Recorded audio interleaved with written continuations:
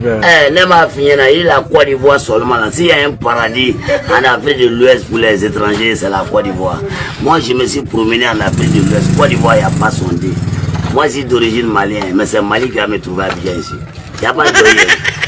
Alors, ça. Quand Colombe, il y a du Boubona.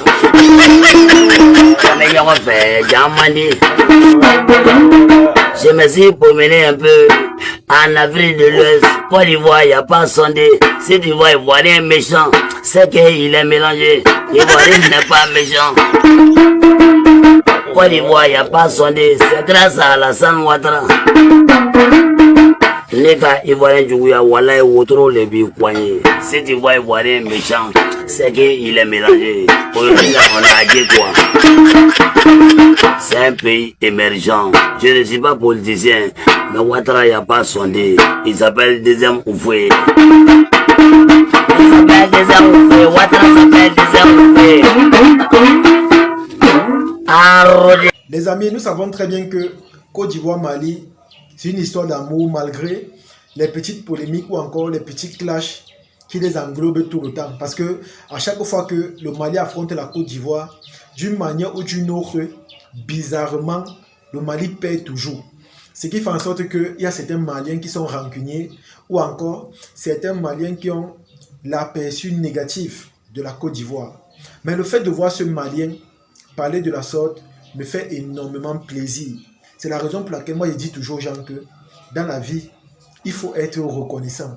Quand quelqu'un fait du bien dans ta vie ou encore impacte positivement dans ta vie, il faut reconnaître.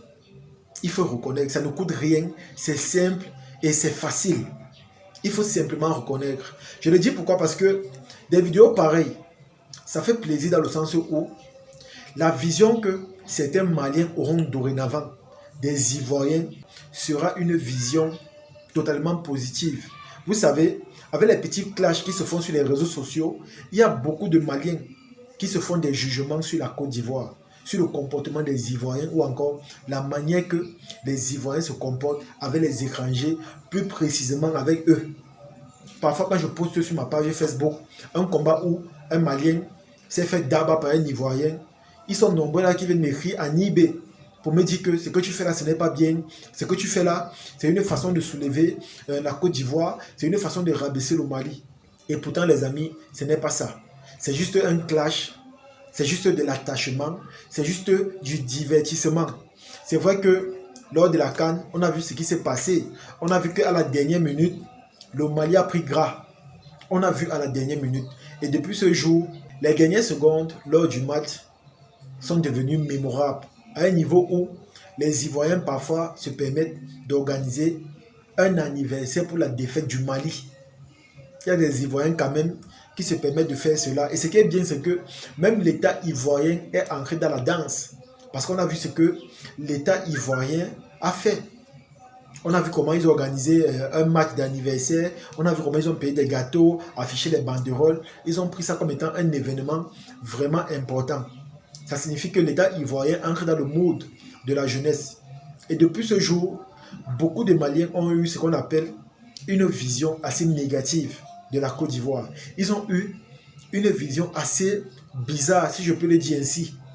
Ils ont vu la Côte d'Ivoire comme étant un pays vraiment qui passe son temps à se moquer des autres, qui prennent au sérieux certains problèmes que nous on prend à la légère. Ils ont vu ça comme ça. Donc du coup, beaucoup de Maliens se sont fait des opinions ou encore une vision sur la Côte d'Ivoire.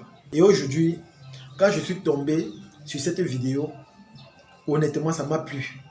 Surtout que c'est un Malien qui parle de la sorte, qui fait ce témoignage. Il dit qu'il a visité beaucoup de pays, mais c'est la Côte d'Ivoire qu'il a adoptée, qu'il a aimée. C'est la Côte d'Ivoire qui lui rend heureux. Et vous voyez que quand ses propres frères vont tomber sur ce genre de vidéos, forcément, ils vont commencer à aimer la Côte d'Ivoire. Forcément, la vision qu'ils avaient va totalement changer. Forcément, ce que ce Malien dit est en train de laver l'image ou encore la vision que beaucoup de Maliens avaient vis-à-vis de la Côte d'Ivoire. Parce qu'à un moment donné, vous devez comprendre un truc. Ce qu'on fait sur les réseaux, c'est du divertissement. C'est une façon aussi de s'évader ou encore de s'informer et informer les autres. Vous devez comprendre ça comme ça. Parce que si on ne fait pas ça, les réseaux seront nazes. Si on ne fait pas ça, il n'y aura pas de l'ambiance. Si on ne fait pas ça, les réseaux seront barbants. Dans le sens où tu restes comme ça, tu ne trouves pas vraiment avec quoi tu peux te distraire ou encore, tu ne trouves pas ce que tu peux faire pour t'épanouir. C'est la raison pour laquelle on crée des polémiques, on essaie de se taquiner, on essaie de créer de l'attachement. Et ça fait en sorte que quand un habitant du pays avec lequel on se clash vient dans notre pays, nous sommes charitables avec lui. Nous sommes tellement aimables. Parce qu'on sait ce qu'on fait sur les réseaux, mais en réalité, il y a l'amour réel. Il y a un truc qui est un peu plus fort que tout. Et je pense que c'est ça le plus important.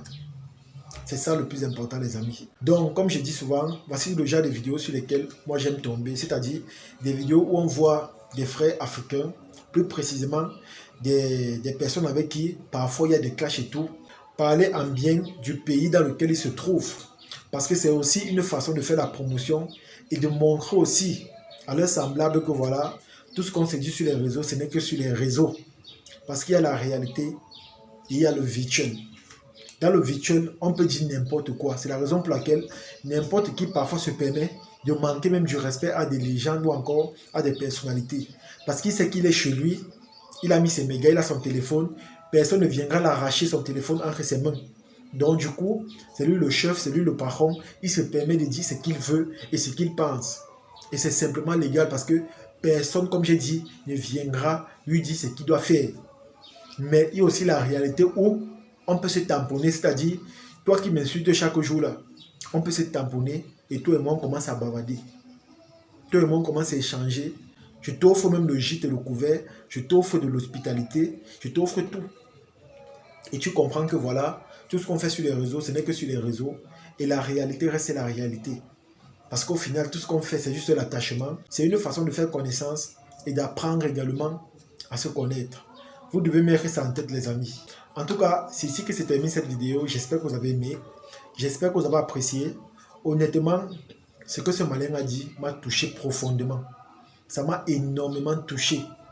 Parce que c'est la première fois pour moi de voir un Malien parler de la sorte vis-à-vis de la Côte d'Ivoire.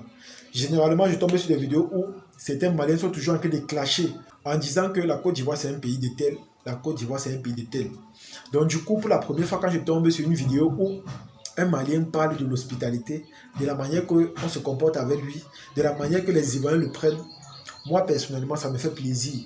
Ça signifie que la vision et l'opinion que j'ai de la Côte d'Ivoire, ils sont nombreux à avoir la même vision et les mêmes opinions.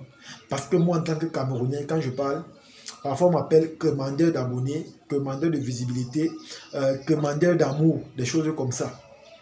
Donc on m'a dit attribuer tellement de noms. Mais quand tu tombes sur un étranger, directement tu n'as plus besoin de te justifier parce que il y a des gens comme toi, qui pensent comme toi, qui vivent comme toi et qui ont la même opinion que toi. Et c'est ça qui est important, les amis. En tout cas, partagez cette vidéo au maximum et on se dit à la prochaine. Ciao.